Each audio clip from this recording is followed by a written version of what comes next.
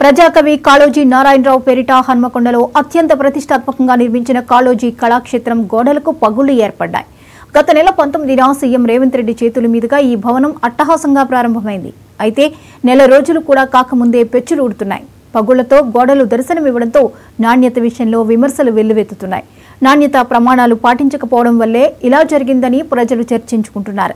హైదరాబాద్లోని రవీంద్ర భారతిని తలదన్నేలా వరంగల్లో కాళోజీ కళాక్షేత్రాన్ని నిర్మిస్తామని బీఆర్ఎస్ హయాంలో హన్మకొండలోని బాలసముద్రంలో 4.20 ఎకరాల స్థలంలో 52 కోట్ల అంచనా వ్యయంతో 2014 సెప్టెంబర్ 9న కాళోజీ జయంతి రోజున శంకుస్థాపన చేశారు.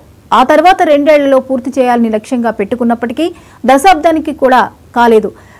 కాంగ్రెస్ అధికారం చేపట్టాక పెండింగ్లో ఉన్న పనులు చకచకా పూర్తి చేసి నవంబర్ 19న భవనాన్ని ప్రారంభించారు.